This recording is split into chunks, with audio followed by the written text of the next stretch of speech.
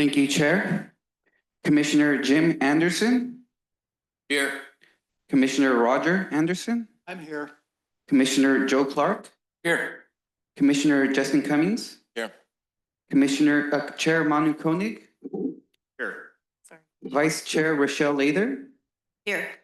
Commissioner Eduardo Montesino.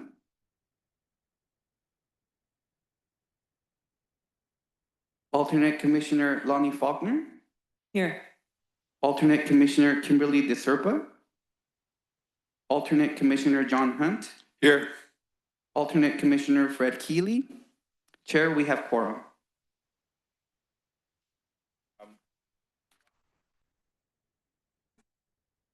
Thank you, Chair. Good morning, Commissioners. Good morning, members of the public. Welcome to Scotts Valley. My first quick update is that we're running this meeting virtually and in person. So we have this hybrid model. This is consistent to what we've been doing for the last year or two. Under this model,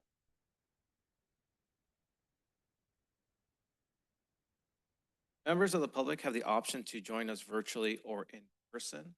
For the commissioners, you are to be here in person unless you're ill or meet the criteria under AB 449. It's my understanding that Commissioner Eduardo may be joining us virtually, which I just see him right here. As a result, we will need to do a roll call vote for any item that requires commission action. I promote him to a panel, so he should be on the screen momentarily. He'll turn on his webcam. For members of the public that would like to address the commission on any agenda item, they'll have up to 3 minutes. Staff will inform them they have 1 minute left, and when their time is up. Good morning, Commissioner Eduardo will make a record that he has attended our meeting. But again, since we have one virtual commissioner, we'll do a roll call vote for any item that requires commission action. So that's just a quick rundown of the hybrid model. The other item that I wanted to bring to the commission's attention is that after a multi-year effort, I'm happy to report that the independent special districts have formed a chapter under the California Special Districts Association, better known as CSDA. I think this is a great opportunity for the districts to have an additional forum to share ideas, talk about common issues, and just collaborate. This is also an opportunity for LAFCO to strengthen its relationship by providing regular updates during those chapter meetings. I also want to report that our very own Rochelle Lather has been appointed as the president of the chapter. So congratulations to that. And a win's a win, though. So congratulations. But I'm very, very pleased that the districts have formed this chapter because, again, it's another opportunity for them to collaborate. Chair, that concludes my quick update to the commission. I'd be happy to answer any questions.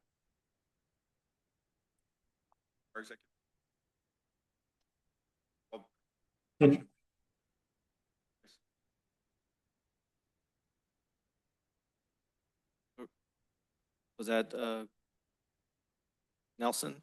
Yeah, apologies. Mr. Serrano, I just wanted to note, we should request that Commissioner Montesino make a brief statement about his attendance from a private meeting location. Just as a reminder, Commissioner Montesino, if you're attending from Just Cause, from a private remote location, we just need you to identify whether there's anyone over the age of 18 within the room with you and your general relationship to that person.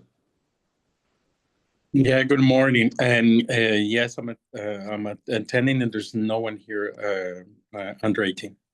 No one there with me. Thank you, Commissioner. With that, back to you, Chair. Apologies for the interruption. No worries. Thank you very much. Proceed with item 3, adoption minutes. Does any commissioner have suggested edits, comments, or questions on the minutes? None. Is there a motion to adopt? I'll second him. Motion by Commissioner Anderson, second by Commissioner Felton to adopt the minutes. Those in favor say aye. Aye. Aye. Chair, just a reminder, we have to do a roll call vote for all these actions. Sorry about that. It's going to be roll call vote, please. Thank you, Chair. Commissioner Jim Anderson. Aye. Commissioner Roger Anderson. Commissioner Joe Clark. Aye. Commissioner Justin Cummings, Aye. Chair Manu Koenig, Abstain. Vice Chair Rochelle Lather, Abstain. and Commissioner Eduardo Montesino. Yes. Motion passes. Oral communication. Member of the public wish to address the commission on any item not on today's agenda? None here in chambers. There is a request online, so I'm going to ask them to unmute themselves.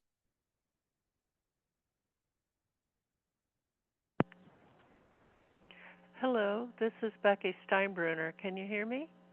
Yes, We ma'am. can. Thank you. I want to address the commission with an update of what I have observed by attending the Felton Fire Board meetings. I hope that Mr. Serrano will also give an update in his report, because I do know that he did attend one of the recent Felton Fire Board meetings. But I'm concerned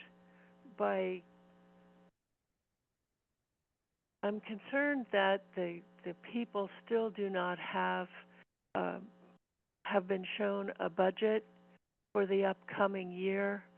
The last Monday meeting was noticed to be a public meeting regarding the budget, and so the attorney advised that they should not take action because the published notice was supposed to say public hearing, and it did not. But the real problem was that there was no visible budget. It was a page and a half of general ledger code key numbers and dollar amounts with no explanation at all. I went back on former year budgets, and it was all explained. Those key codes were defined. So the other, that will be coming back, and it will be noticed again. But my concern here is that they're moving ahead. The board is moving ahead with putting a parcel tax on the ballot.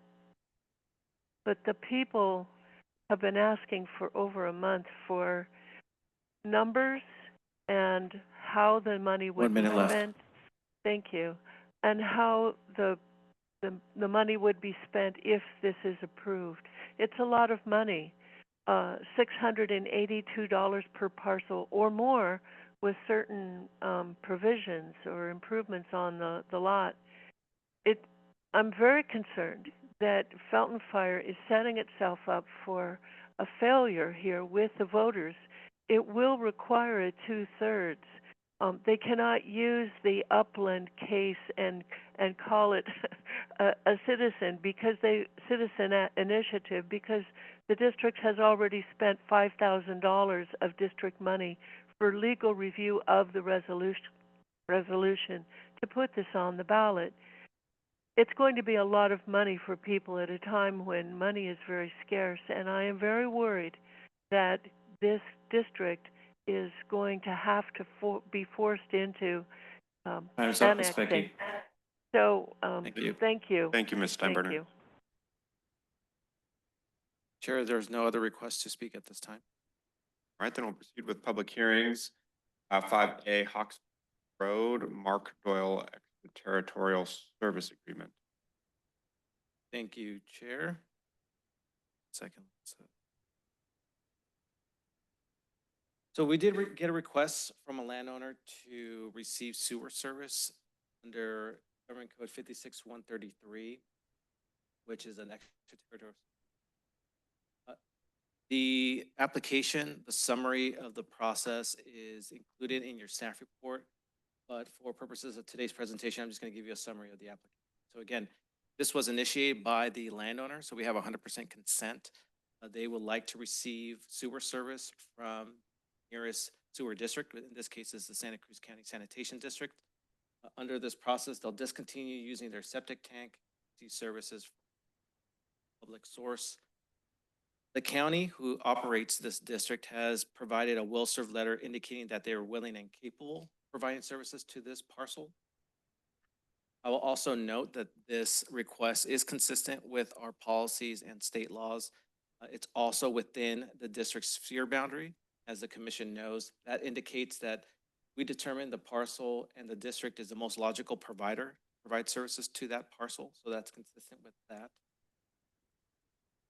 And we included in the draft resolution language that this is a precursor to annexation. So under Government Code Section 56-133, these type of requests, these agreements address one or two things. One, the health and safety issue. In this case, there is no failing septic tank. So the other criteria is it's a precursor to a future annexation. The landowner and the county staff have indicated that they support annexation. It's also LAFCO staff's understanding that the county is interested in looking at a blanket annexation of multiple parcels for that district. If that does come to fruition, this parcel will be included with that annexation process. But for that being said, this ESA request makes sense, is consistent with our policies and state law. Therefore, staff is recommending that the commission approve and adopt draft resolution, which approves this ESA request, allowing this parcel to receive sewer service from the Santa Cruz County Sanitation District under this. Chair, that concludes my presentation. I'd be happy to answer any questions. Are there questions or comments from commissioners? None. Does any member of the public wish to address us on this item? Fine. Chair, we do have one request on this item, so we're going to ask Ms. Beckett to unmute herself.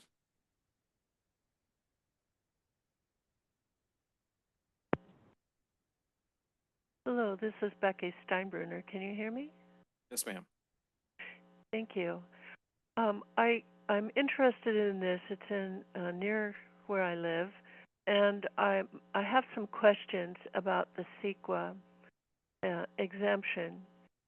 I looked up code 15303 and found in section D that it is considered, well, there were two pieces that in that code that I wondered if perhaps staff could clarify is the validating issue for exemption here.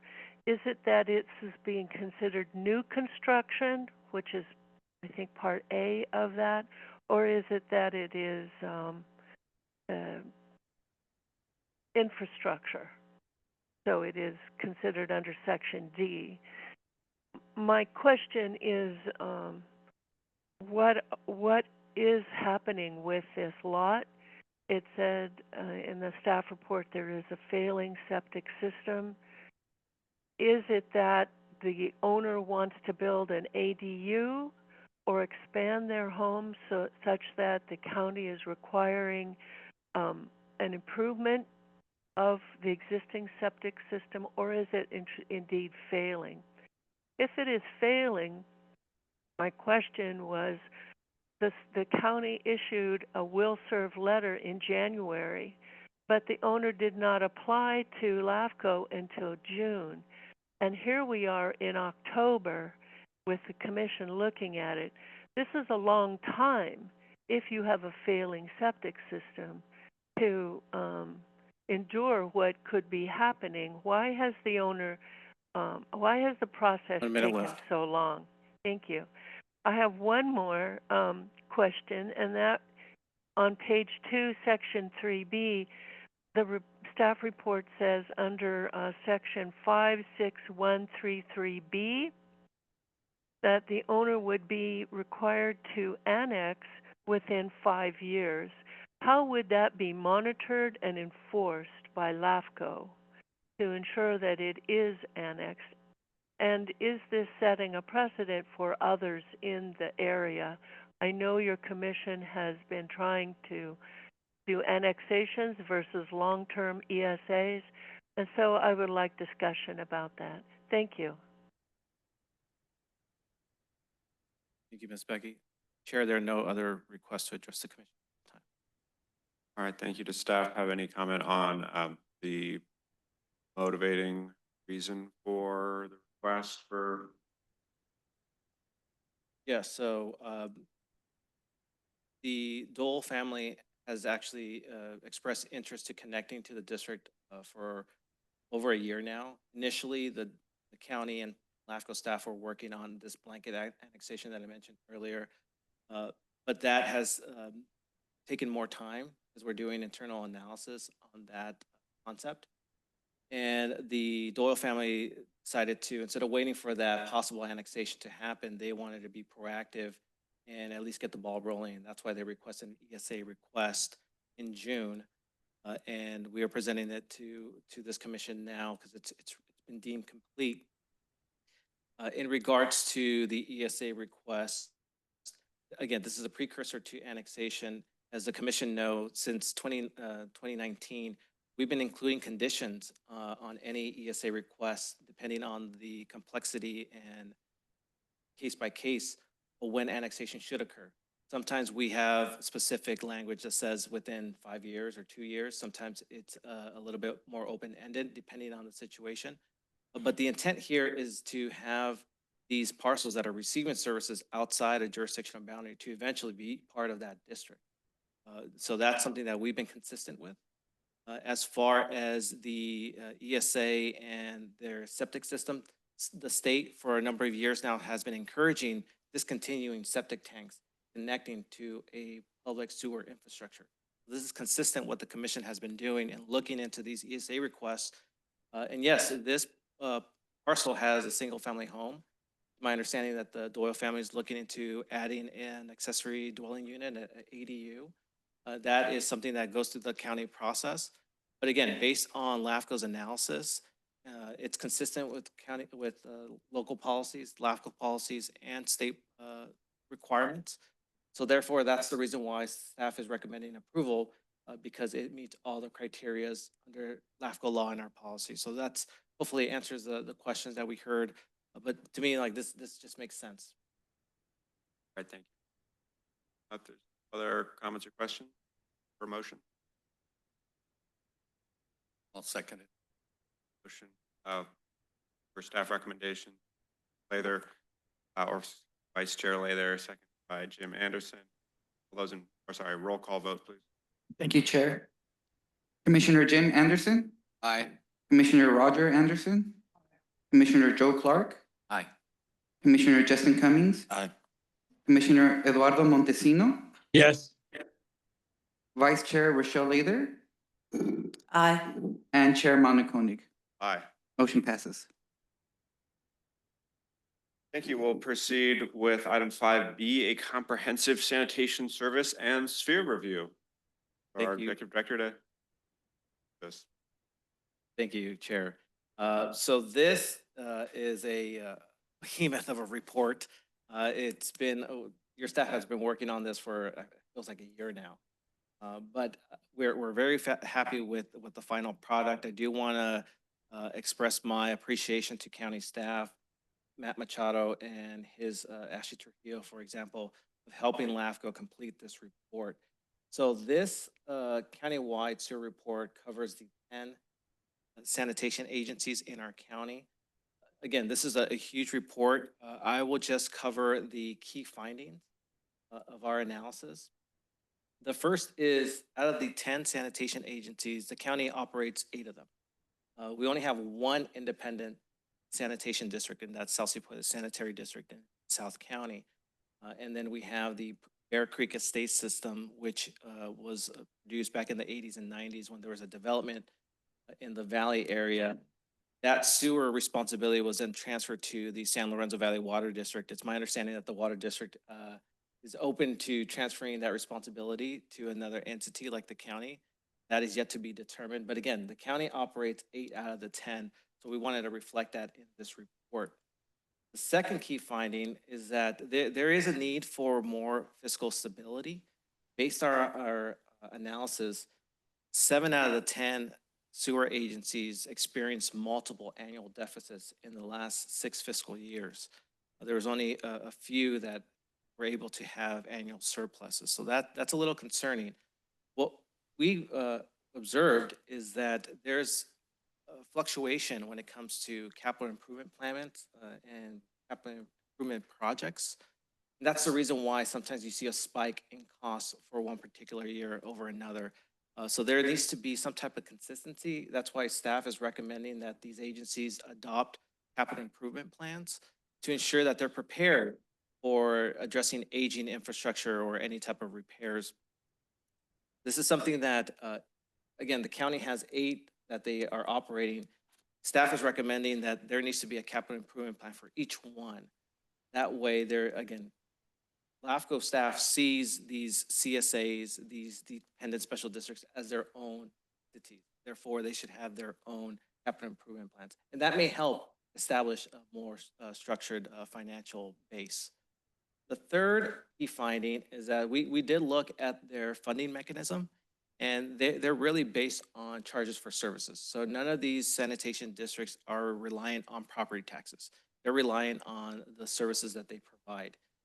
And luckily for the sanitation agencies, the ones that are reliant on benefit assessments, those increase on an annual basis, which is good because we've seen some like road CSAs that their assessments are flat. They haven't increased in decades because they don't have any CIP increases built into their inception resolution. So it's good to see that these benefit assessments increase on a regular basis. For the ones that are operated by the county does a really good job reviewing it on a regular basis. So that's something that we wanted to identify in this report. The fourth item is that for our service reviews, we look at transparency. We look at their websites and make sure, does it provide information to the public? I'm happy to report that all 10 of them fulfill the requirements under state law to be transparent. So that means their agendas, their minutes, their budgets, their audits, they're all relatively available on their respective websites or webpages. So LAFCO staff was really appreciative of that. If you may recall, back in 2019, when we did our first countywide sewer report, that was one of the issues that LAFCO identified, especially for the ones that are operated by the county, of the lack of information available online. That has since changed. So that just shows that the county did listen to LAFCO's recommendations and looked at the report, and they made those modifications to ensure that the public and their residents have that information available to them. The last item that I want to cover is the sphere boundaries. Again, these are meant to be planning tools to indicate the future of these agencies. For the most part, LAFCO is recommending that we reaffirm the existing boundaries with the exception of 4. So for example, CSA 7, as you can see on the map, there is a portion that's in this dark pink that's outside the sphere boundary, but it's being served by the district. So to me, that means that area should be detached and served by someone else, but there is no other neighboring sewer agency. So therefore, staff is recommending that we modify the sphere to be consistent and coterminous with the service area. That just, to me, makes sense. Same thing for a South Seaport Sanitary District. You see this portion here that's being served by the district, but outside the sphere. So staff is recommending that we modify the sphere to be coterminous with the service area. And for the big boy in the county, we have the sanitation district from the Santa Cruz County Sanitation District. There's a lot of inconsistencies where there's areas that are served by the district or are within their jurisdictional boundary, but outside the sphere. There's some that are outside the urban services line that LAFCO does not have purview over, but there's a lot of inconsistencies. So staff is recommending that we, again, be coterminous with the jurisdictional boundary. Now, it's not set in stone, meaning the county, for example, if they wanted to annex territory or detach, we will just modify the sphere accordingly. But for consistency, staff is recommending that we just have the sphere be coterminous with the jurisdictional. The last one is for Davenport. Right now, the sphere boundary is coterminous with the jurisdictional boundary. However, there's a large parcel that's owned by CMEX that has an extraterritorial service agreement with the Davenport Sanitation District for sewer and water. LAFCO staff is recommending that we modify the sphere to include this parcel, that we reflect the ESA that's in existence and identify that perhaps in the future that parcel should be annexed into the Davenport Sanitation District. Those are the 4 sphere amendments that's being proposed. Overall, staff is recommending that the commission take a couple actions this morning. First, that you find that this service and sphere review fulfills the requirements under Government Code Section 56425 and 56430, which is the sphere and service determinations. Also find that this report is exempt from CEQA and that you adopt the draft resolution approving this report with the conditions that I mentioned, that we reaffirm the sphere boundaries for certain agencies. We amend the sphere boundaries that we just discussed. We expand the sphere for the Davenport Sanitation District. And then you direct staff to send the adopted version, assuming the commission adopts it today, to the respected agencies so that they can have it in their records and also include it on their respective websites. So that was a lot of information, but I hope that was clear. Chair, that concludes my presentation. I'd be happy to answer any questions. Thank you. Are there comments or questions from Commissioner? I'm one. Start with. Okay. Yes, All right. Commissioner Lay. So I talked to Joe yesterday about my concerns. One is it would be nice if there was a definition for net position on table 4. There's just, because I know these districts so well, I haven't forgotten them at all, which probably is a problem for the county. I'm looking at the net position, and some of them, it seems like it's probably the treatment plants have value, because I know that I think Gatsby something makes you include stuff like that in your net position. But the one that I had a real question about is Freedom County Sanitation District. I know they only have 1 or 2 pump stations and the rest is pipes. So I'm wondering how they have $14 million in their net position.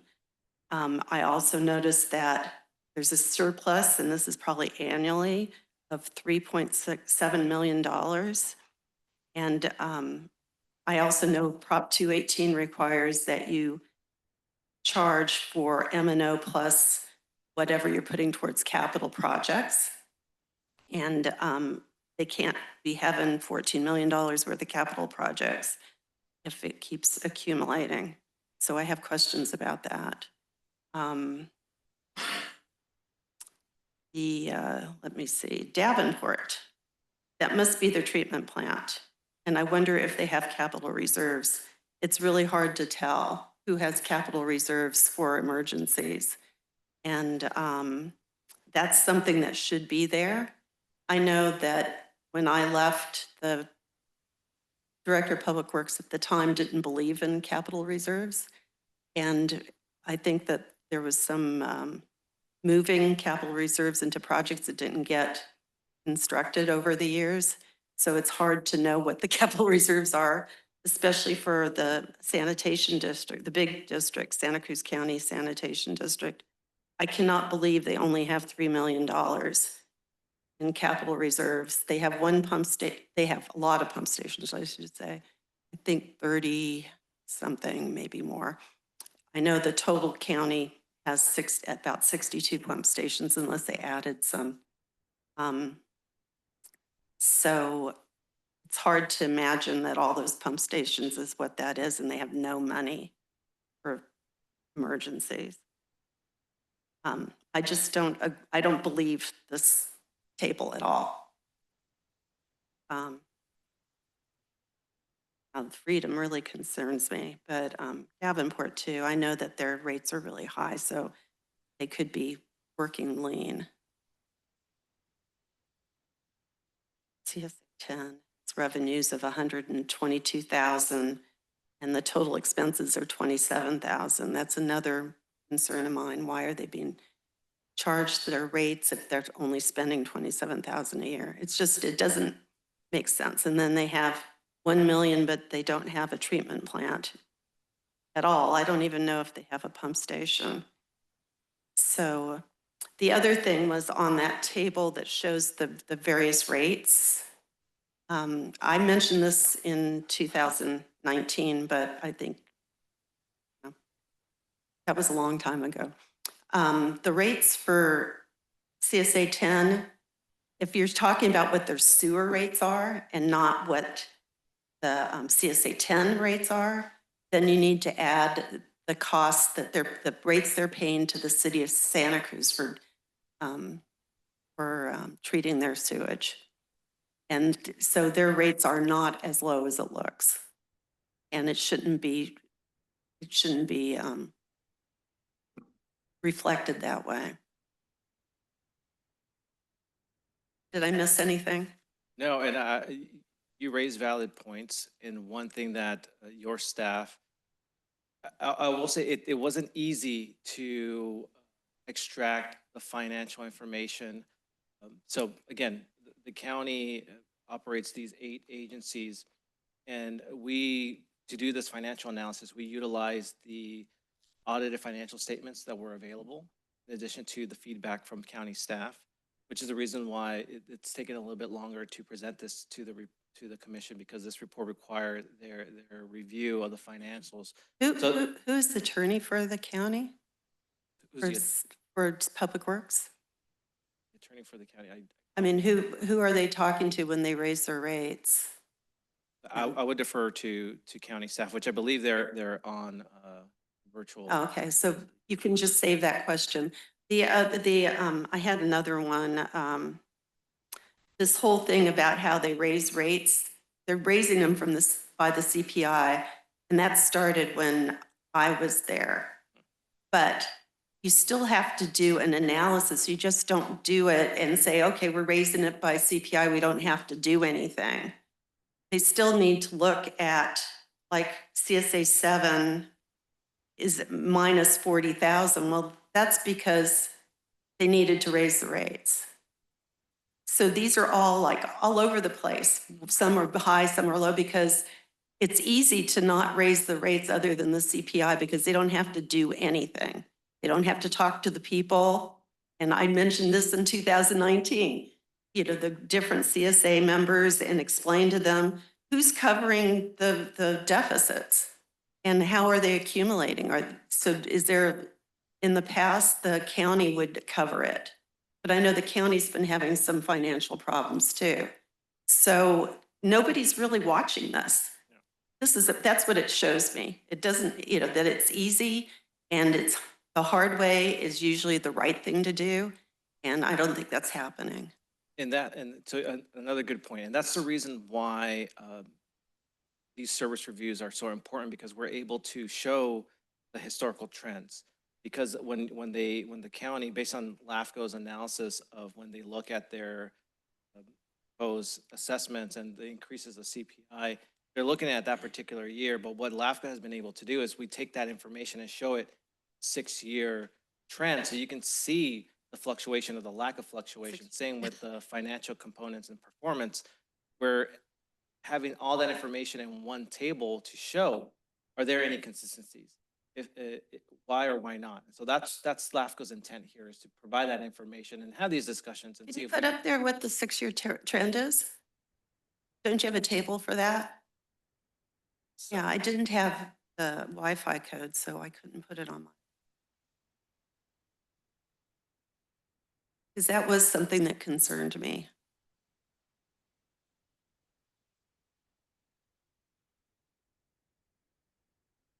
I look for it, Barrett. I don't know if you want to questions.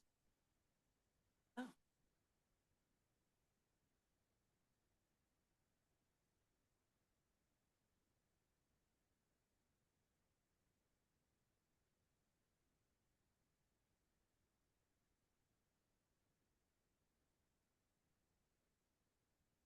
Thank you.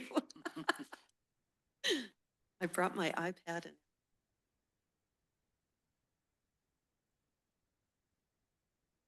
I mean, I'm a total water and wastewater nerd, so I care about this kind of stuff. And makes me sad to see my work. So Forgotten. so I have this table on the screen, but if there's a specific agency that you want me to show the. No, I had looked at the trends for, I thought you had a bar chart that showed over the past 6 years. For which agency? I guess it was for each agency, wasn't it? Yeah, it's for each. Okay.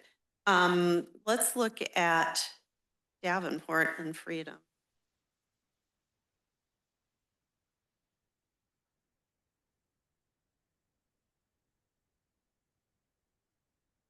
Which one is this? This is the Davenport. So, there were some of the audited information, there were grants, and you have to pay for it on the grant, and then you get reimbursed. So about the, This is the type of analysis that LAFCO did for each agency. We okay, that's what I was. This is, again, the intent here is to kind of show that historical information in one table for each agency. That way we can see the trends. And that's why staff is recommending that they look into either adopting a capital improvement plan to be prepared for any aging infrastructure that's failing.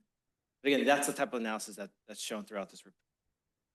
So, yeah, it's hard when you look at that analysis to know how those red zones were paid off, because they had to be paid off somewhere. And it may be that there was a grant, I don't know, because I left 15, 16. And I know there was a grant for some upgrades. It's not completely clear.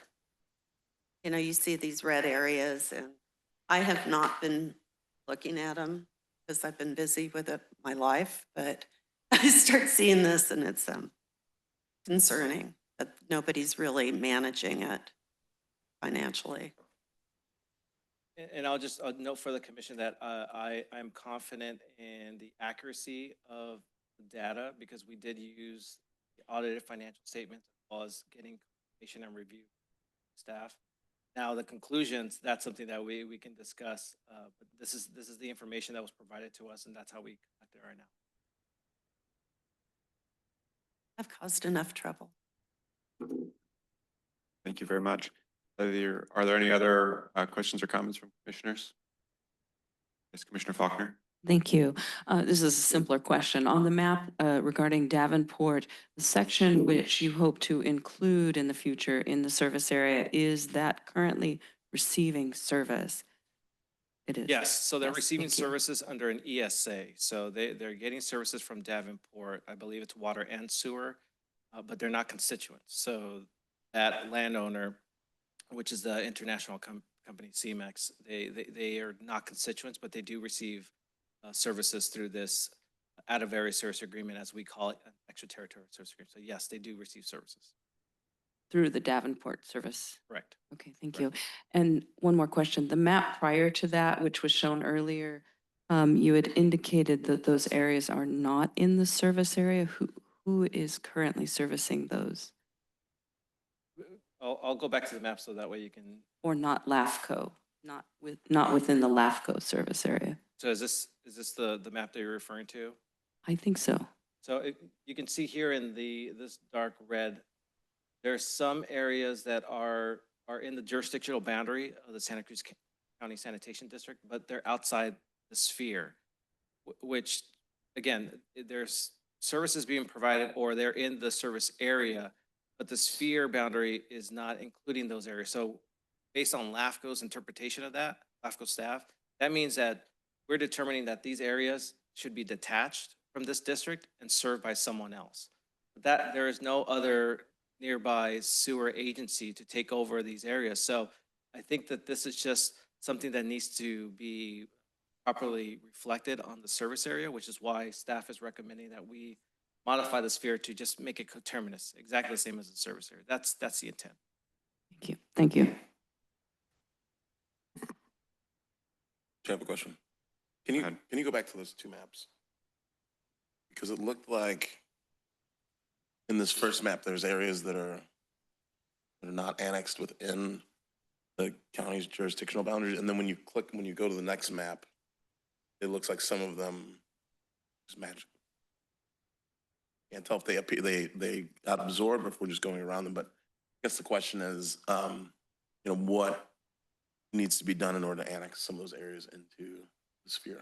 Yep, good question. And that's something that we've been coordinating with county staff on, looking at all these little islands, and also some that are just at the edge of the service area. There's interest from some residents to be annexed or receive sewer service. So there's interest. The county is willing to look into it, and it's just taking time because instead of having these individual parcel annexations, we're looking at a more blanket annexation to include multiple parcels in one application, which is what we did with Scotts Valley Water District a year or two ago. And so that's something that the county is looking into. It just takes time to identify which parcels want to be annexed. And then that way we can move forward with that. Yep, thank you.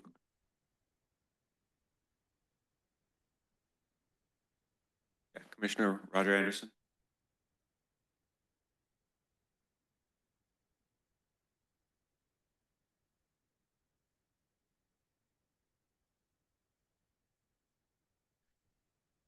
So out of the seven, I believe all seven are the ones that are county operated, with the exception of the Bear Creek Estate System that's operated by the water district.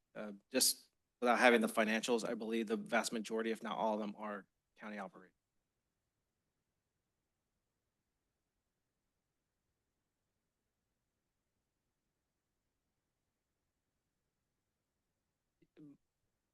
Yeah, CSA 10 and Salsipuedes are financially stable. They didn't have any annual deficits.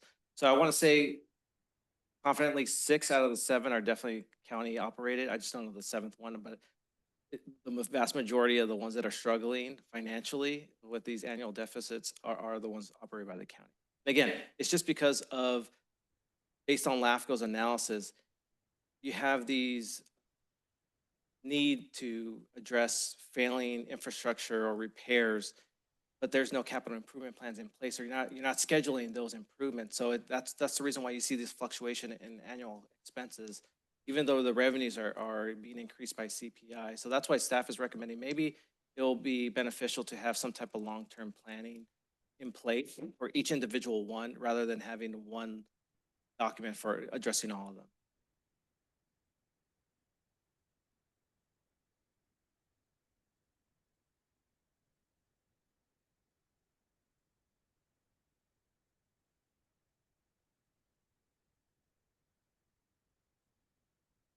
The county does adopt a multi-year sewer plan, but that's something that, again, in addition to that, LAFCO staff is recommending that you can have an additional capital improvement plan in place.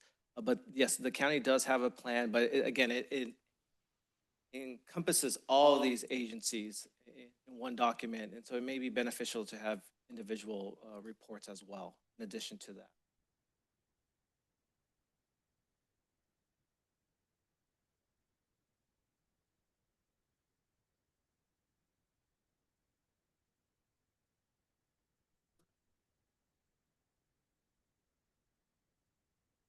and capital improvement parts of the budget, as well as the individual enterprise parts of the budget as well.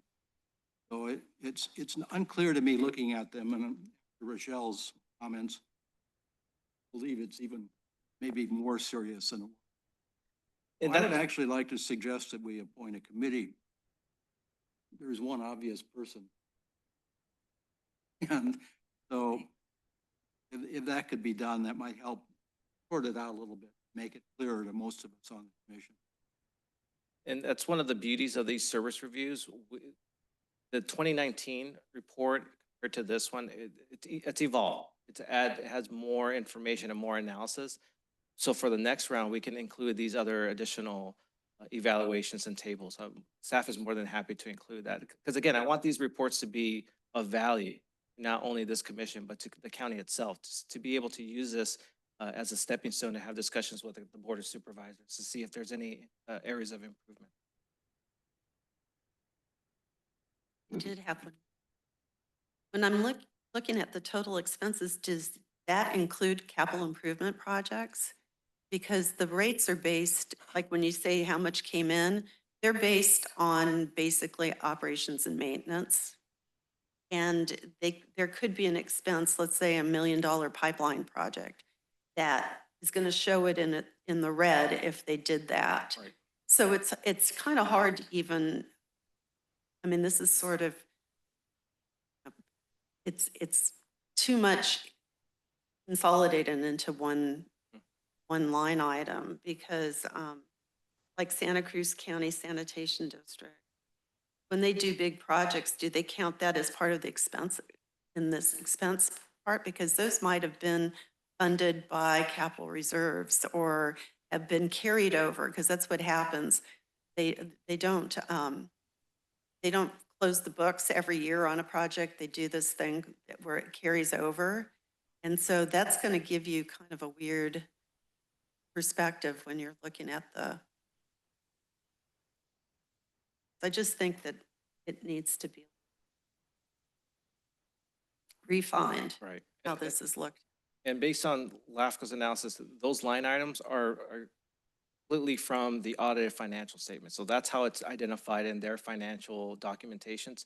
So that's what LAFCO staff works on. So there's no way for us to do a deeper dive because that's the information that's being disclosed in those financial.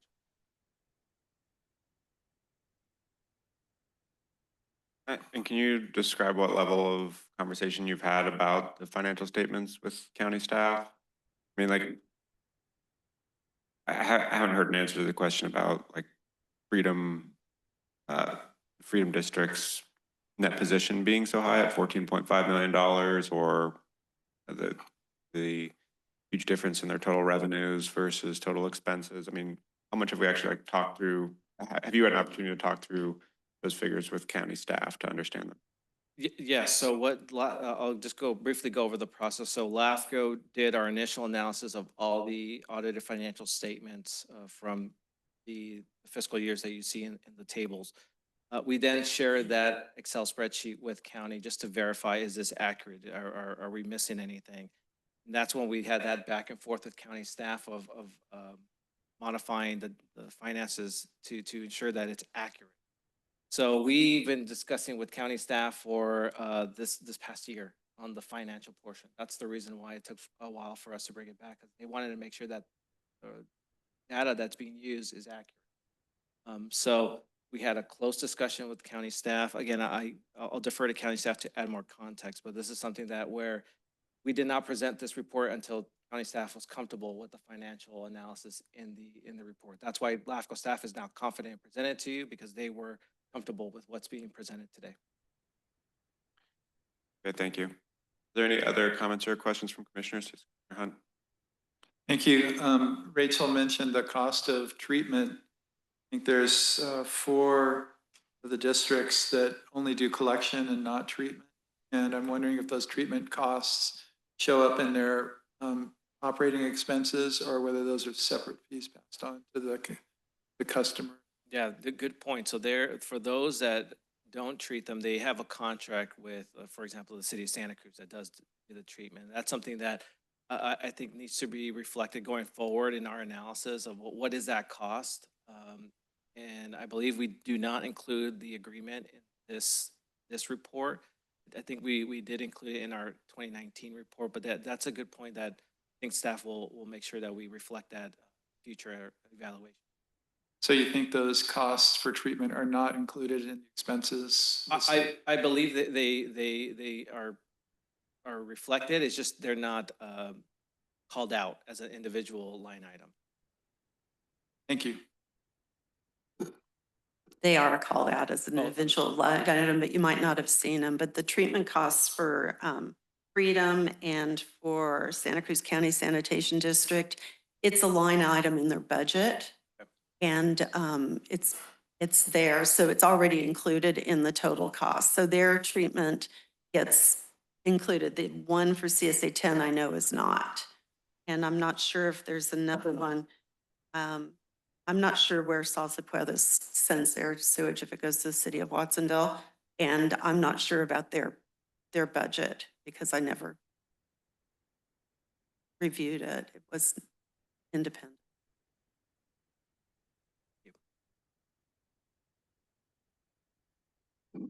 All right, any other comments or questions from commissioners?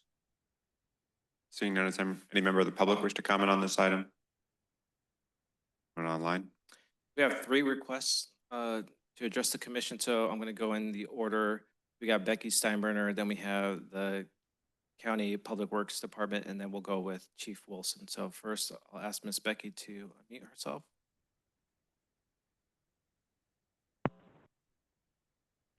Thank you. This is Becky Steinbruner. Can you hear me? Yes, ma'am. Thank you. Just to answer, first of all, Commissioner Lather, I really want to thank you for your expertise and bringing such good historic information to this picture and meeting today. I do happen to know that Salsa Puedes does send its sewage to the city of Watsonville for treatment. I know that because I've attended some of their meetings. My question revolves around two things. First of all, your commission just approved an ESA for someone up in the Aptos Hills. And in that, I noticed that the whole Rolling Green Estates is not on sewage service. I really think that needs to be examined, especially since it's in supposedly a high nitrate area for the groundwater. I think that this report needs to examine the possibility of annexing Rolling Green Estates. It's a very dense subdivision, a lot of houses, and I was surprised to see that it is not on county sewer system. My second point here is regarding the Trestle Beach, CSA 20. I remember at the Board of Supervisors meeting, that CSA recently had a very substantial increase in rates, and quite a few members of the public served by that in that CSA came appalled at the huge increase that was voted upon, approved by a Prop 218 process, which is not always very fair, the weighted vote and everything, but they really felt that there had not been proper notice, public notice, and it was a substantial increase. I'm a little surprised to see that they only 45 have seconds, Ms. Becky. $952 surplus, given the very high rates. They are the highest, and the smallest number of people served. So I would like to, in general, ask that the county, who is managing all of these, hold a public hearing every year that is noticed for all CSA sewage treatment CSA people to provide, because that's the governance, and nobody knows about it. So there needs to be better transparency. Thank you. Thank you, Ms. Becky. Ask the next person to speak. Hello, this is Ashley Trujillo. Can you hear me? Hello, Ms. Ashley. Yes, we can. Do I have a time limit? Because I'd really like to address all the questions that came up. I'll defer to the chair, but I think it would be appropriate to remove the time limit for the county staff. Yeah, I'm happy to waive the time limit. Okay, thank you very much. And I'm sorry I couldn't be there in person. I have back-to-back meetings today. So I really appreciate you, we appreciate Joe preparing the report and the time that each of you have spent reading the report. I just wanted to address a couple of things that have come up. So when Joe prepared the report and noted the deficits, we had a discussion about how they're not true deficits. And I think that is a result of just the type of information that's displayed in the table. And these tables, as Joe mentioned, are coming exactly from the audited financials. So a better place to always look at our financial data is our budgets. And maybe those could be included in future years. We supplied the data that was asked of us, and that was to fill in these tables that I think have been part of these reports for years. But we do really spend a lot of time looking at our budgets, looking at our capital needs, and making wise decisions that also try to keep everyone's rates reasonable. So what we do is the deficits that you see, it is, as Rochelle mentioned later, due to fluctuations of projects carrying over and things. So we might raise rates one year to do a project, that project might go on for many years, or it might not be approved as quickly as we wanted because of some environmental reason or something.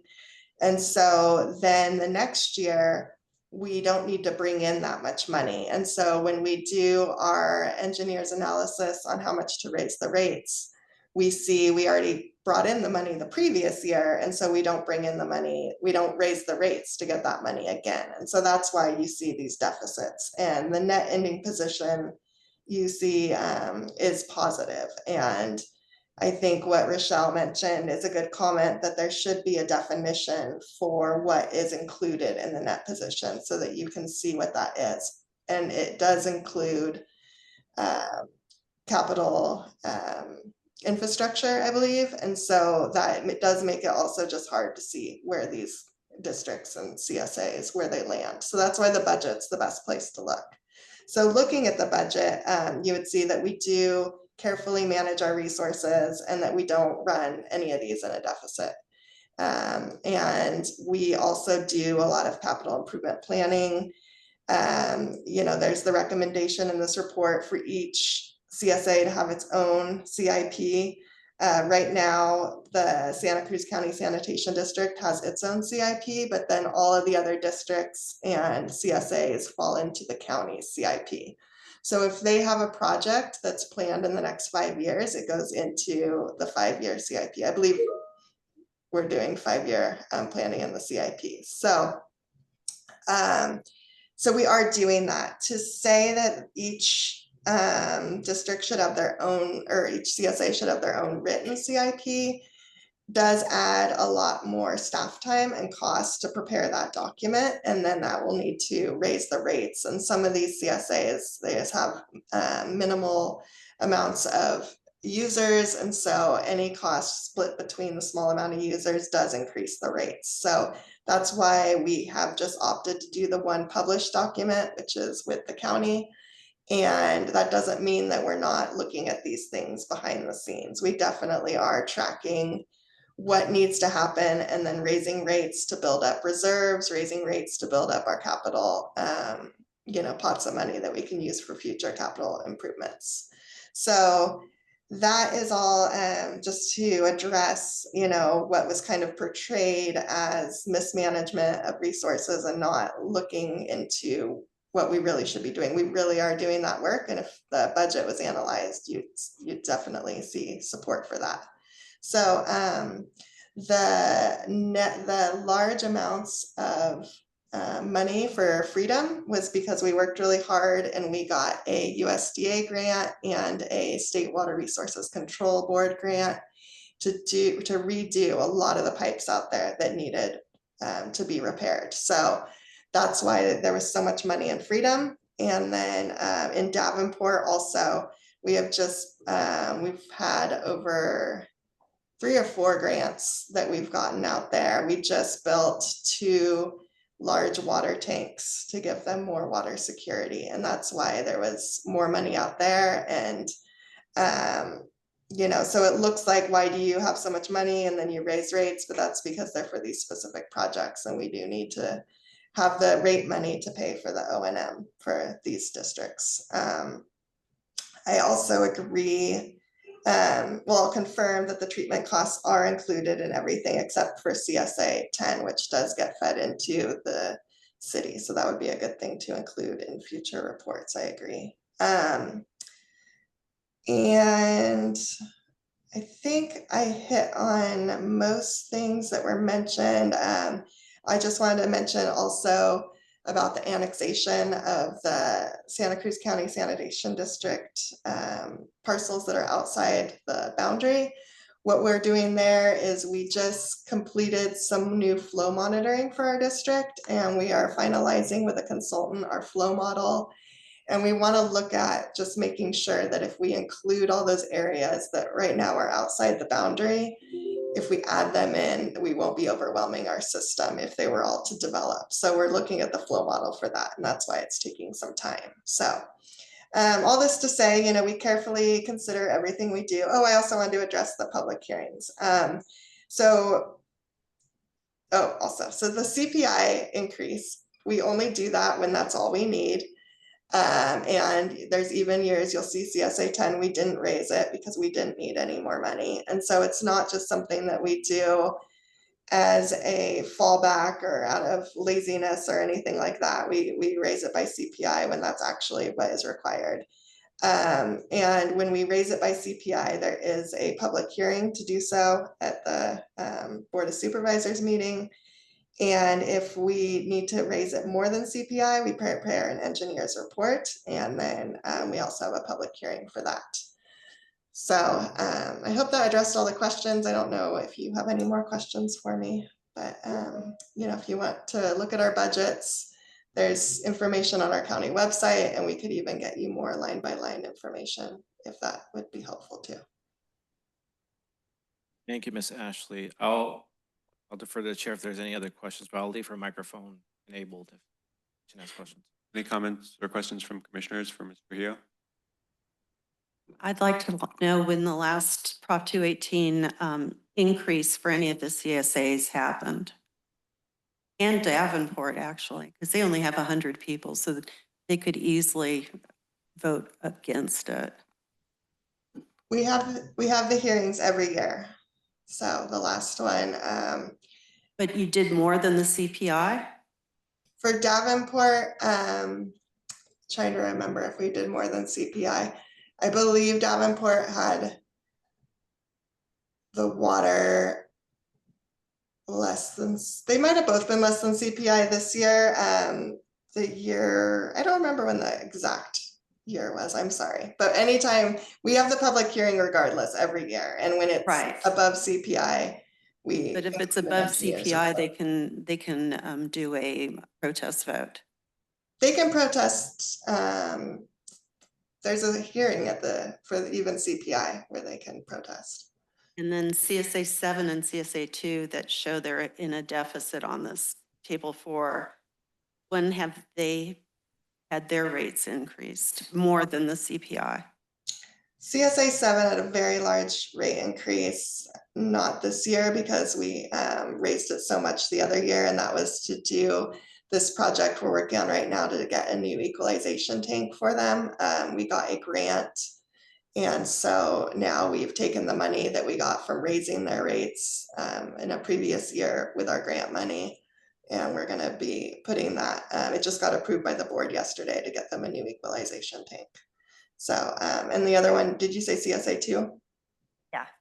So I believe CSA 2 is not this year, but the year previous, and that was because they needed the advanced septic system, treatment system out there. It would be good to have a capital improvement program so that you're putting it aside rather than having to wait till there's a need and then have to raise the rates a lot. And do they go back down after you're done with the project? So we do a study every single year where we look at, you know, if we can lower them. And, you know, part of it is we might do a project, but like you're saying, we're also trying to build up reserves so we don't have to do fluctuations. And so sometimes we'll, you know, keep them where they're at so we can build up those reserves. And other times we'll find that we have enough in the to still set aside some from reserves, but also to lower the rates back down. And we've done that in Davenport. And finally, when was the last time you had a community meeting with each of these districts or CSAs? So we had a community meeting for Boulder Creek this year because we wanted to talk to them about the equalization tank and that we needed to get additional money besides the grant. And nobody came. We sent postcards, we put it on social media, we posted it in all the required places, but each person was mailed a postcard and no one came.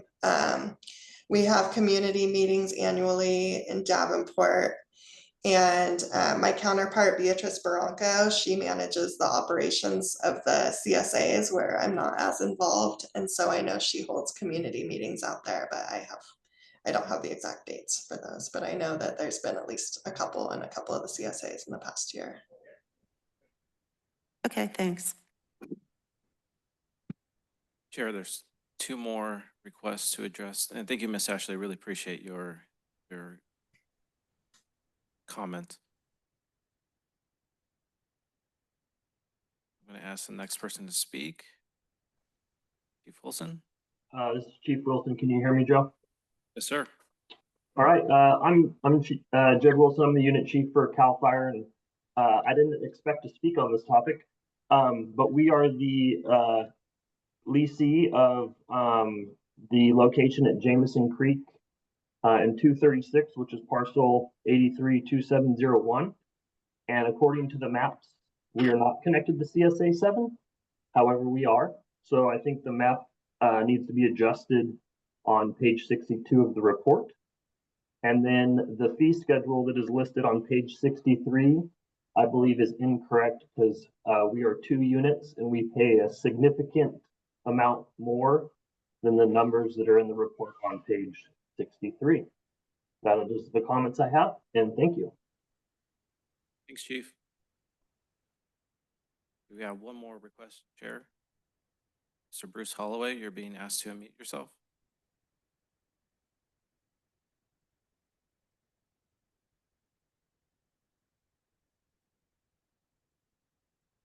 Mr. Bruce, you're being asked to unmute your microphone. It took me a minute to figure out what to do. I sent Mr. Serrano an email yesterday with some detailed comments. The main point I wanted to, Prop 218 makes a distinction between assessments and charges, and they each follow different processes in Prop 218.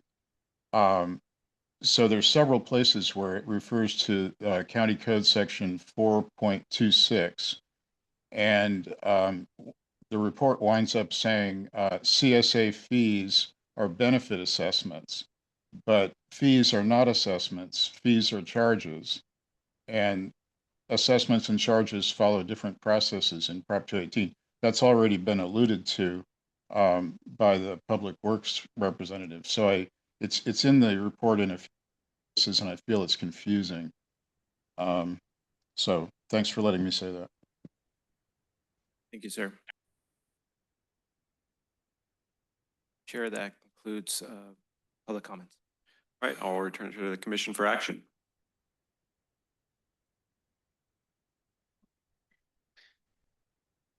I mean, I think it's premature. I would agree. It seems like there's enough questions here that we need to do a little bit more work before we close the chapter on this or close the book. So perhaps I think it would make sense to form a committee that is empowered to continue to work with staff on this in case other questions do come up, and bring the report back for approval at a future date.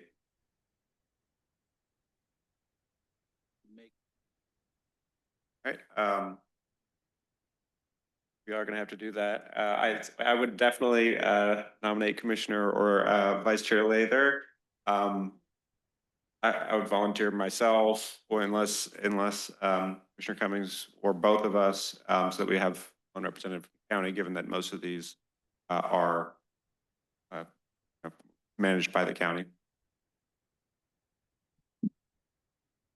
Yeah, I'm happy to serve on that committee. I think that maybe what needs to happen is, especially with Commissioner Lather, having many of these questions addressed and having that reflected in the report, it sounds like that's something that, would help benefit some clarification around many of the issues that have been brought up today. So I'm happy to serve on that as well, especially since it deals with our districts and county services. So.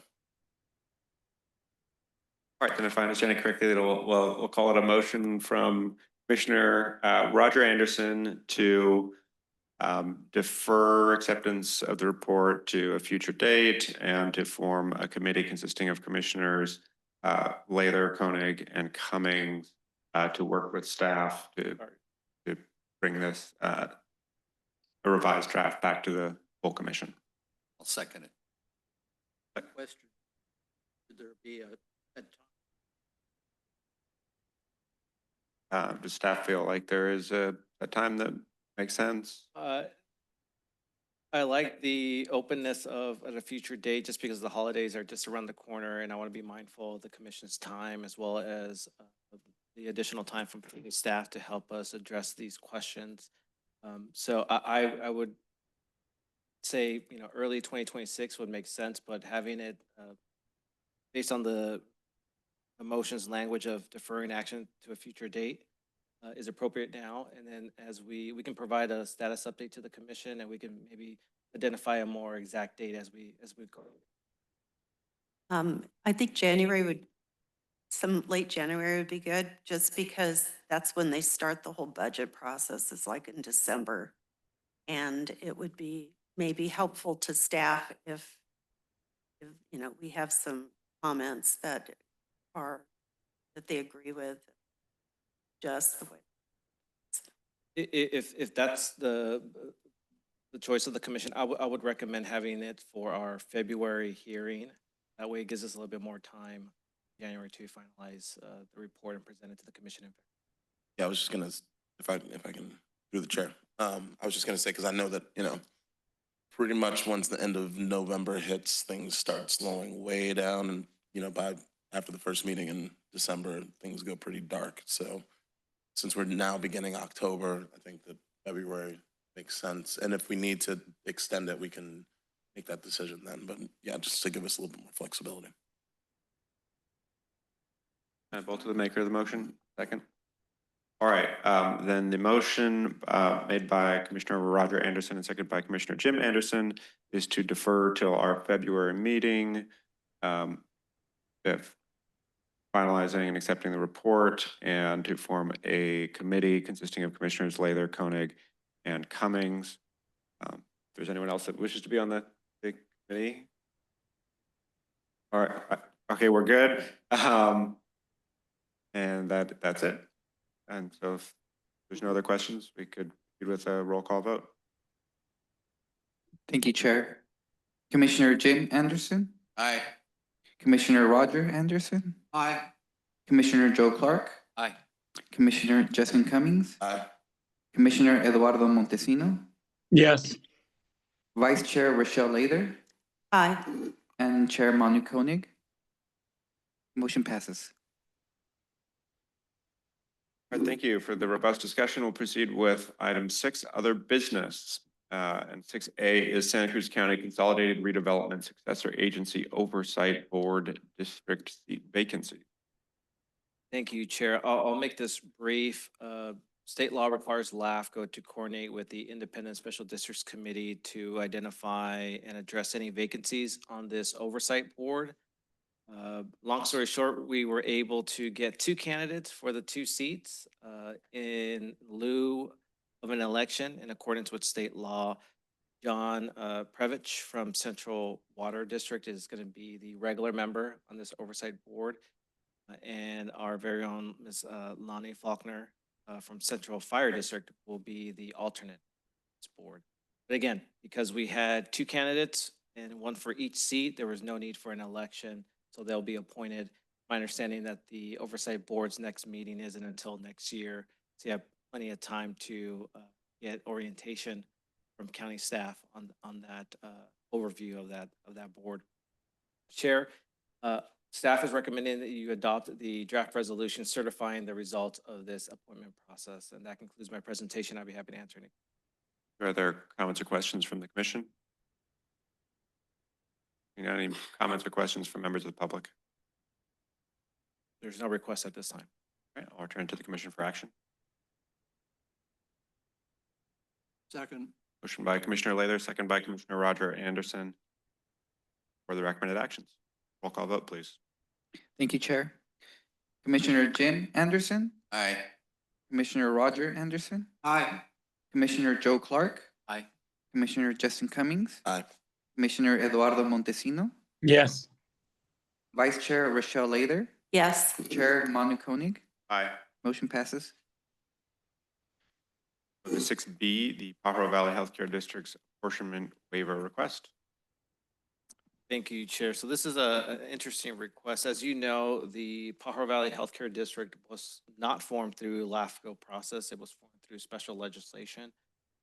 And this is the first year that they were subject to the apportionment for the independent special districts. Even though it was not created by LAFCO, state law made it clear that they fall under our purview, and as a result, they are our funding agencies. However, due to recent events, the healthcare district is having some financial challenges. As a result, they are requesting a waiver of their allocation amount, which is approximately $600.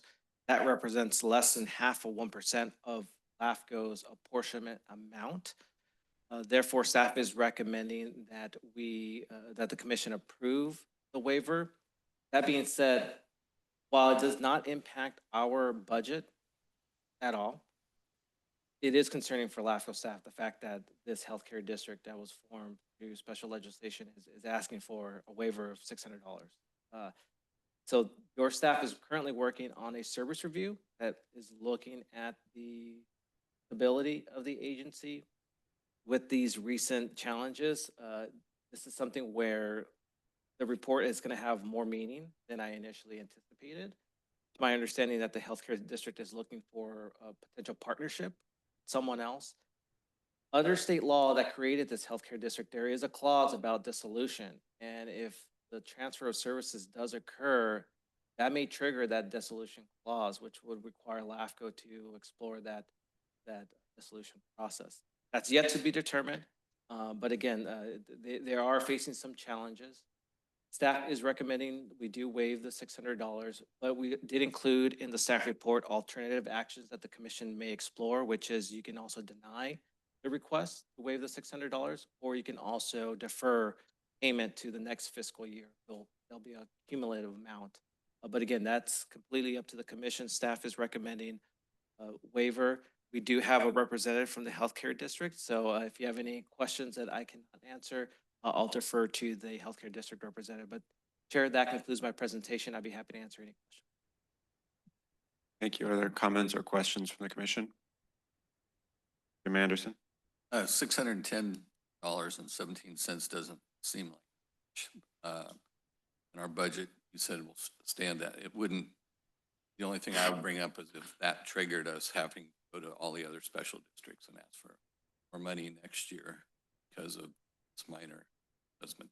That's not a problem, right? No, and this is something that a few years ago, this commission adopted a reserve policy. So we do have a contingency reserves in place just for these unexpected. So no, there's no intent of asking for additional funds from the funding agency.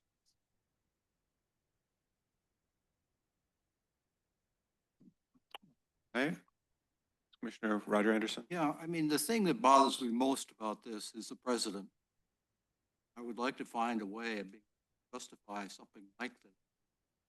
Not going to open the door to many districts, potential to actually apply for.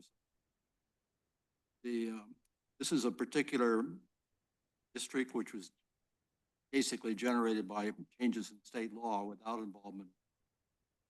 Is okay. It's clear that from what you said, we're going to have some further discussions with the district in the future. I think be advantageous to the district to be part of us. Not. And so I would really like to hear some good reasons why we should do this based on precedent.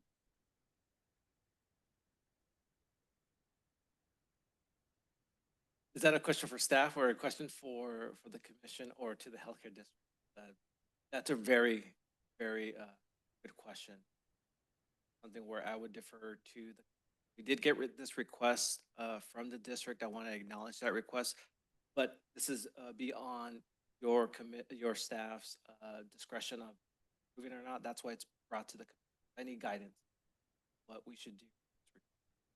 I would have to defer and legal counsel, if legal counsel wants to chime in.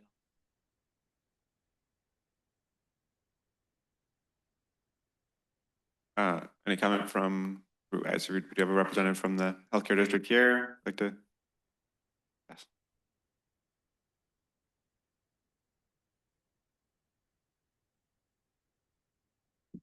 Good morning, Commission. I'm Allison Violante. I'm the Director of Government and Community Relations for Pajaro Valley Healthcare District, which operates Watsonville Community Hospital.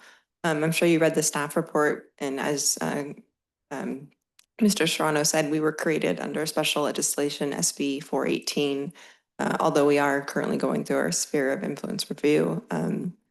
And when we were created, although we were able to save the hospital from bankruptcy, we were purchased the hospital, not the land actually. We only had reserve of cash of 8 days on hand, which means the hospital doesn't have the ability to weather, pardon me, the district doesn't have the ability to weather financial difficulties. And although the hospital's projections were in deficit for the first couple of years, it did show us coming out of that in 2 years, which we have actually done ahead of schedule, including passing the bond, allowing us to purchase the land, which the hospital then rents from the district currently at forbearance.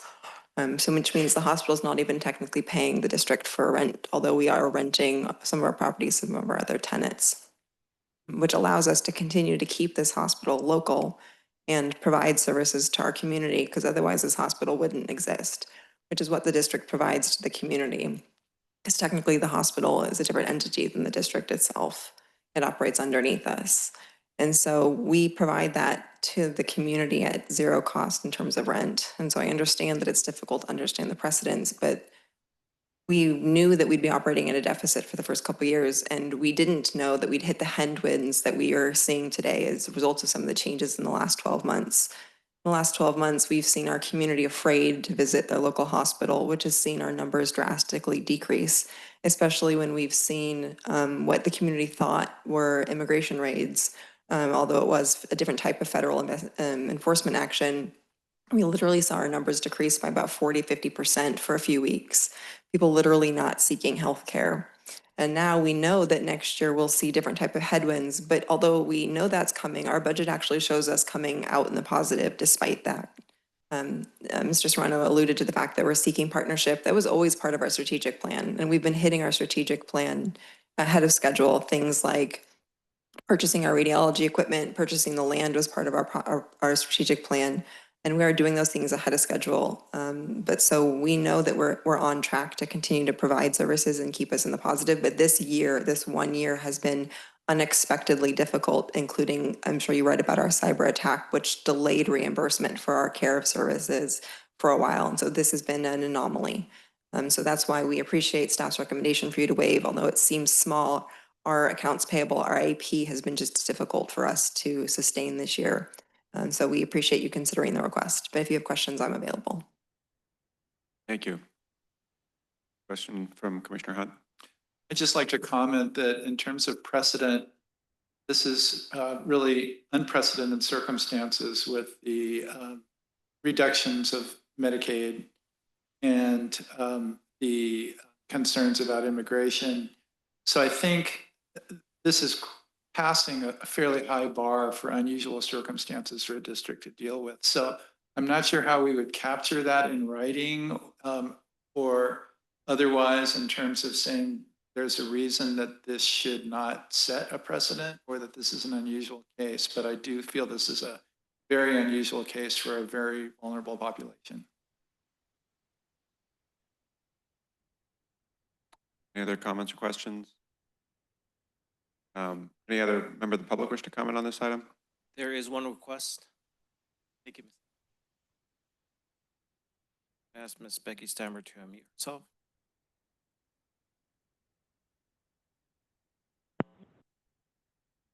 Hello, this is Becky Steinbruner. Can you hear me? Yes, ma'am. Thank you.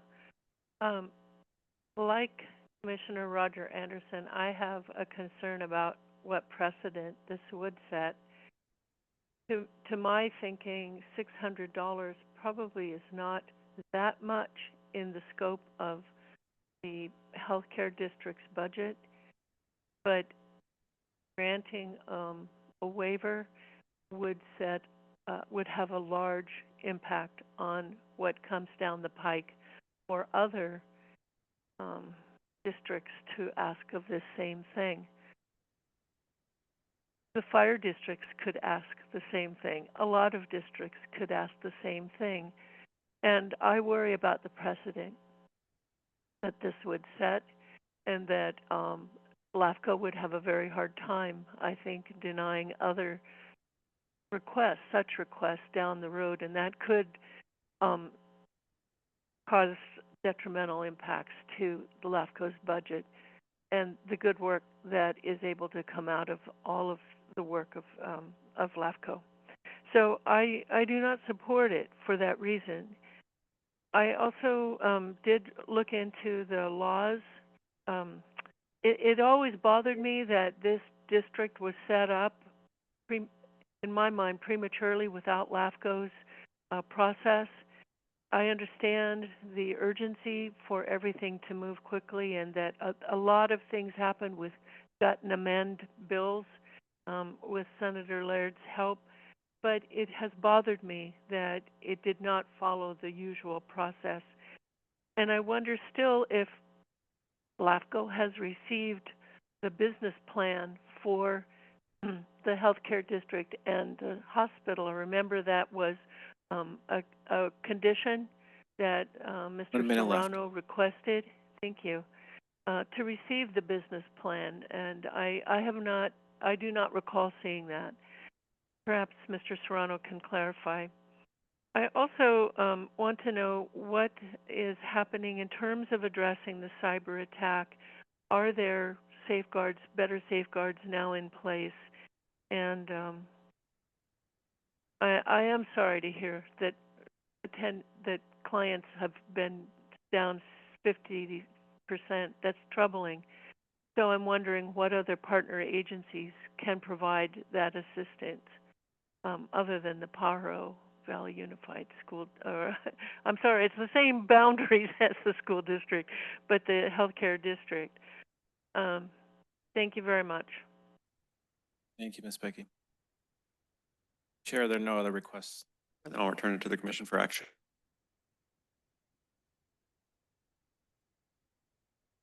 I'll move the staff recommendation. Motion by Commissioner Cummings. Is there a second? I'll second it. Second by Commissioner Clark. One question. Do we have the authority to? The authority to waive the apportion amount?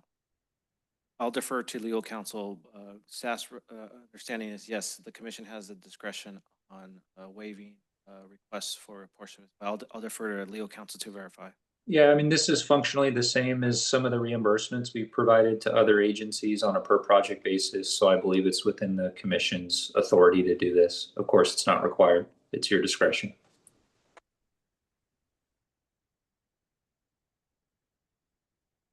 Go ahead.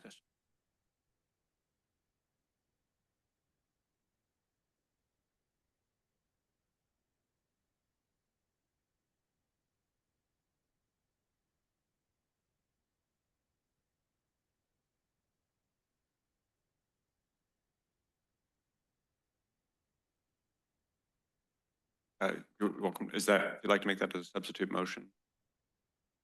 Consider it first and then.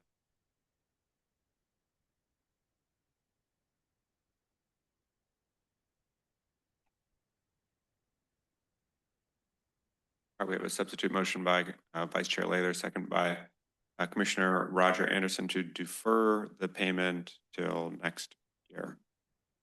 Can I ask a clarifying question? So I guess for this year, then we wouldn't charge them the 610 and then we'd revisit it the following year. It'll be added to next year's. Correct.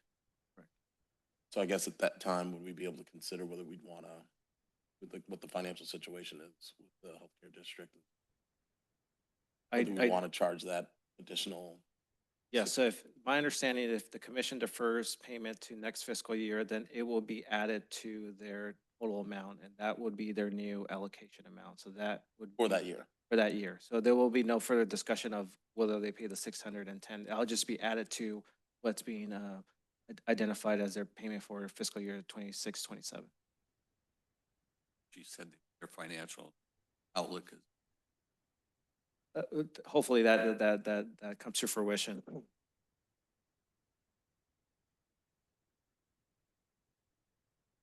So if not, they can revisit the discussion of whether to waive this past year's, depending on the finances. So if the commission does move forward with the deferred action, so they will not have to pay anything for this fiscal year, and hopefully they have a more financial, they're more financially sound next fiscal I year. guess, well, I just think in terms of this, moving this along, I think I'm fine with that as long as we maybe bring this item back next year for us to make a final decision on, whether or not we want to waive this previous year's payment and move forward with just charging them the 610 for next year, if we want to charge the full amount. And this is something where, just based on the discussion from the commission, your staff will coordinate with legal counsel to maybe develop a policy to make sure that we have a better guidance on future requests of this nature. The representative from the hospital district want to make any further comment? I suppose I should clarify what our projection is and why it's positive next year. We're waiting on something called the quality assurance fee approval that I don't want to get hyper technical and medical things, but so there's something called the provider tax, which is also called the quality assurance fees. It's how we get reimbursed for all the Medicaid that we provide. It should, under normal circumstances, it gets submitted early in the year and we would normally have approval in the fall. And we're anticipated by the way that CMS has calculated, the state of California has submitted to receive a significant amount of money. And under normal administrations, we'd know by now. And our current budget projections is assuming that we get 75% of that because we can't have faith that this administration is going to use normal practices. It should be technically grandfathered in because it was submitted before HR 1 passed, and things before HR 1 passed technically should be copacetic. There's a chance it won't be, quite frankly. And if that does happen, we're talking about a loss of $27 million in our budget because that's how much we're anticipated to get. That's the full, not the 75%. So there is a chance things will look worse next year. That's why we are advancing more quickly our look at partnering, looking for partner agency in order to increase our specialist providers here. That's why we're looking at that partnership. Because if we can increase partnership specialists, we can increase the patients we keep here. So just to be candid about what that net positive outcome looks like next year. It's dependent on something that should happen. It's something that we're entitled to because of the high level of Medi-Cal patients we provide.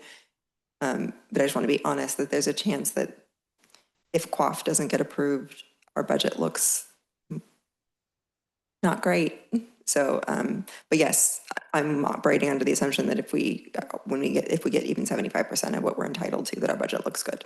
So I just want to be honest about what that means. Thank you. Just one more comment to make. I just wanted, I don't understand, we don't want to set precedent in certain ways, but I also think that we have to, like, similar to the way our communities were impacted with COVID, we really have to be flexible and be creative and start doing things a little bit differently in order for us to try to weather this storm that's before us of just, government not being supportive of, our federal government not being supportive of our local government. And so I think we're operating in a very rare set of circumstances, and to the extent that we're going to be able to support our partner agencies and support our communities, I think we're going to have to do things a little bit differently. And so I'm supportive of the direction this is going in, but just knowing that, if things don't work out in this, our federal government shut down right now for who knows how long, we have no idea. And so to the extent that we can be supportive of each other to try to get through this, I think that's part of why I wanted to support the staff recommendation. But hearing where we're at, I think we're at a point where we can revisit this conversation and also provide the support the health district needs. Thank you. All right, move to a roll call vote, please. On the substitute motion. Would say directing staff develop a policy so that next year it's quiet. All of us do what's right for. That's fine. And for our legal counsel, Mr. Nelson, can you just clarify the actions that the commission will take with these two motions in place? We have a subsequent motion. Can you just verify the steps of taking action on the subsequent motion and then the original motion. Can you just clarify, please? Yeah, the substitute motion will go first, and if that fails, it will return to the original motion. Question. And that's the last remarks. Is there actually higher leverage? Mentioned large CMS contribution. I'm trying to understand that we're I was just trying to be candid when we talked about what our budget will look like next year and why we're optimistic about it. The reason we're asking for the forbearance or forgiveness today is simply because of our AP situation, our accounts payable situation, and we're looking because our deficit, our debt has grown in light of the fiscal situation in front of us because we, like I said, bought a hospital with 8 days cash on hand. And so when we have lower census in our hospital due to a raid, which reduces people coming to the hospital for a week at a time or 2 weeks, or when we have the cyber attack and we get slower reimbursement from the federal government or a current shutdown and we get reimbursed at a slower rate, we literally cannot weather that like a normal hospital or business who has what you guys were talking about earlier, which is a reserve to address those things. And so we're looking to our partners to forgive or forbear any of our debts so that we can continue to pay the necessary things that we can to keep our medical records going, to keep our translation service going. So that's why we're seeking the forbearance. I was simply being candid about what next year's account outlook looks like in light of things like we anticipate lower census because Medi-Cal is being reduced because of HR1. Okay, the motion is to defer the healthcare districts fee till next year, and they may come back to request a waiver again next year to direct staff to develop a policy on this issue. Roll call vote, please. Thank you, Mr. Chair. Commissioner Jim Anderson, Aye. Commissioner Roger Anderson, Aye. Commissioner Joe Clark, Aye. Commissioner Justin Cummings, Aye. Commissioner Eduardo Montesino,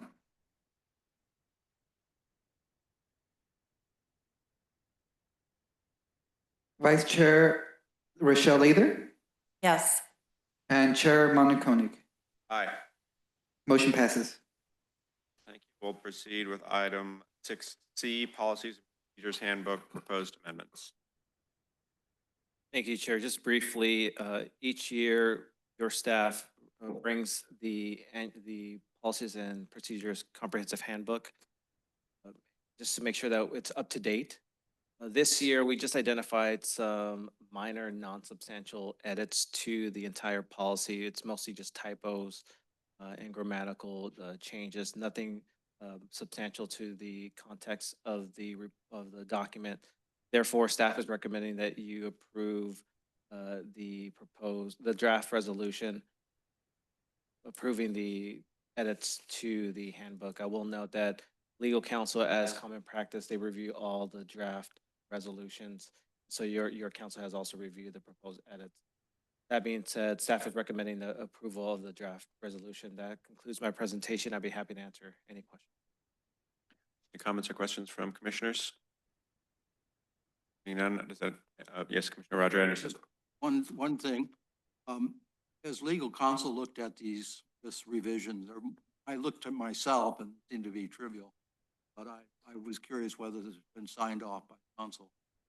Yes, so with any draft resolution, including this one with the proposed changes as an attachment or exhibit to the resolution, your legal counsel reviewed the resolution and the changes as well as all the other draft resolutions that we present to the commission. So to answer your question, yes. The other question I have is whether it would be possible to get paper copies of this handbook for commissioner. I can look at it on the web clearly. Somehow having a paper copy is reassuring in terms of notice things that I hadn't noticed.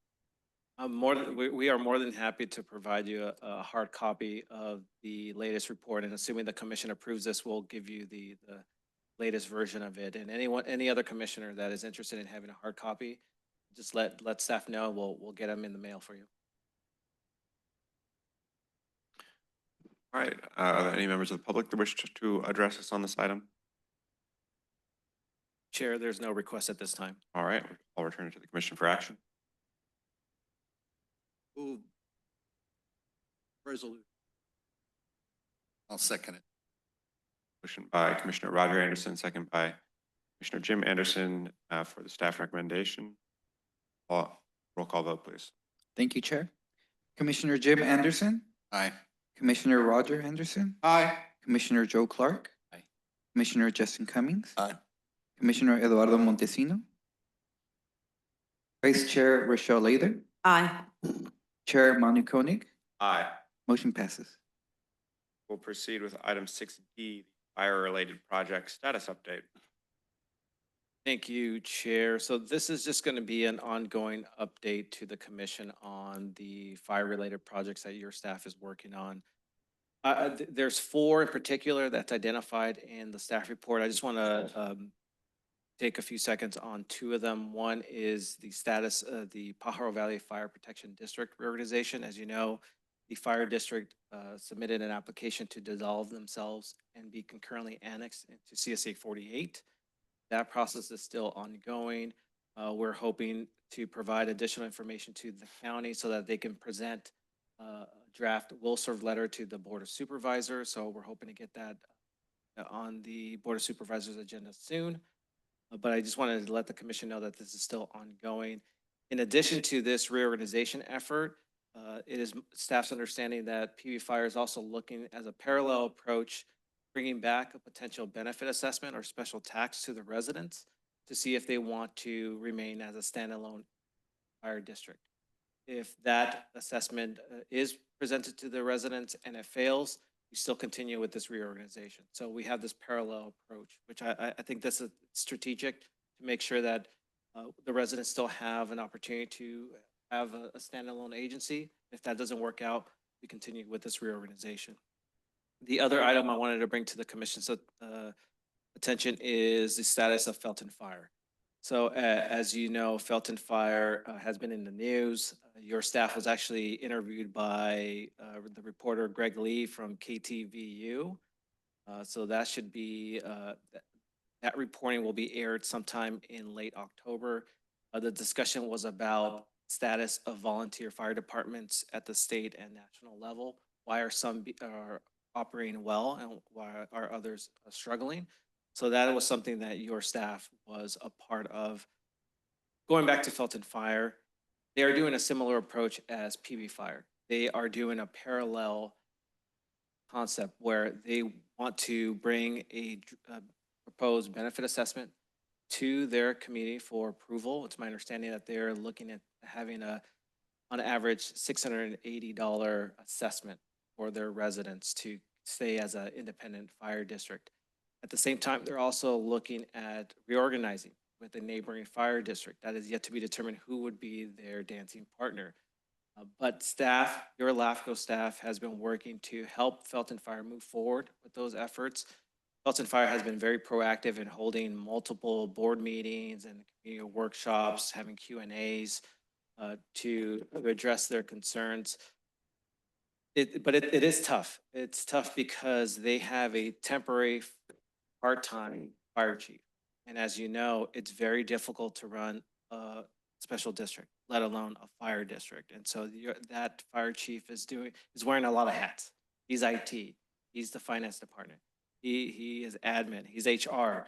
So it's hard for an individual to keep things running. And so there's been concerns about Brown Act violations, and for staff's point of view, there are areas of improvement, but Felton Fire is not doing anything malicious. They're trying to be as transparent as possible, but they're limited with staffing and resources. So I just want to make it clear that they are being proactive. There are areas of improvement. There's no malice being done, but they're restricted on what they can do because they don't have an admin staff. So they're trying to just do the best they can. So staff commends them to do that. At the same time, staff has expectations on all special districts, whether it's a rural fire district or a large water district. LAFCO has the same standard for any government entity. So your staff is doing everything we can to help them move forward and identify what's the best way to provide services to their community. Whether it's being an independent fire district, hopefully they can pass this assessment, but if it fails, we should have a backup plan. We should have a safety net. That's why your staff is going to be working with them to hopefully adopt a resolution that starts the reorganization process. The question is, who's going to be their partner? That's yet to be determined, but I think right now, the attention is on Felton Fire. The community is starting to ask questions, but there is a dialogue happening. That's something that LAFCO wants to see. We want the residents to be aware of what's going on and what the board and staff is doing to address those concerns. So they are doing the best they can, and staff is doing everything we can to help assist them. So that's the latest status on those two fire districts. That concludes my presentation. I want to make sure I answer any questions from the commission or from members of the public. But this is an informational item. No action is required at this time, but I'm happy to answer any. Thank you. Are there questions or comments from commissioners? None. Any public comment? There are two requests, Chair. We're going to go with Bruce Holloway. We're going to ask to unmute yourself. Hi, I've got another Prop 218 clarification. Prop 218 also makes another distinction about taxes. So there's really a hierarchy of taxes, assessments, charges, and each one follows a different process. So everything that Felton Fire is talking about at this point is a tax, a parcel tax. Nobody has ever discussed getting an engineer's report, and that would be what would be required to do any kind of benefit assessment. So the proposal has nothing to do with being a benefit assessment. It's strictly a tax, and it's possible citizens might try to do an initiative, which would be another form of tax. Thanks. Thank you, Mr. Bruce. And we have one more chair. Ms. Becky, you've been asked to be unmuted. Hello, this is Becky Steinbruner. Can you hear me? Yes, ma'am. Thank you. I'm curious about how all of this is going to fold together. I do know that the CSA 48 reorganization may include Pajaro Valley and Felton, but would the final decisions of the CSA independent fire district organization process be held up by actions of the Pajaro Valley Fire District and Felton Fire District? I am anxious to get a better level of governance for CSA 48 Santa Cruz County Fire District. It is not acceptable, in my opinion, to have the Board of Supervisors serve that function. And I would like a lot better transparency within Santa Cruz County Fire Department, CSA 48. I appreciate Mr. Holloway's clarifications on taxes versus assessment versus charges, and I think that needs to be really addressed in all of this because CSA 48 has a parcel tax, but it also has the benefit assessment from 2020. So they're two different things. Felton is looking at, as I understand, a parcel tax. And what was a little concerning Monday was that information was presented for the first time to the public, and it was a full room for the first time on a slide. It had not been posted. And it was still not clear exactly how those numbers came to be because it does not require an engineer's analysis as would a Prop 218 1 minute vote. left. Thank you. So there remains the pressing question of how is it going to all fit together? How are these districts going to survive financially? Chief Blum did an excellent job making it very clear that the volunteers are responding well, and the volunteers met with the press and the public before the board meeting. It was excellent. They are responding, but when the volunteers get 7 to 8 calls every day, that's going to be a problem. Chief Blum made it clear that there has to be a paid staff model, and that will be expensive. But the cost of that and the PERS buyout is concerning. So again, I'm worried that the cost will be so high that they will be forced into joining with CSA 48, and that is not what the people want. Thank you, Ms. All right, Becky. thank There's no requests or further requests at this time. All right, if there's no other questions or comments from the commission, thank you for the update. This is a non-action item. We'll proceed with item 7, which is written correspondence. And Chair, we did not receive any written All correspondence. right, thank you. We have one press article mentioned during the months of August and September. No, Oh, sorry, no press articles. no, there's none. This is just a standard staff report identifying press articles that may be of interest to the commission, but this is an informational item and no action is required. All right, thank you. Does any commissioner have any business they want to bring to everyone's attention? All right, seeing none, we will adjourn. Thank you, everybody. Thank you, Chair. Our next meeting will be Wednesday, November 5th, 2025 in the Watsonville City Council chambers at 9 a.m.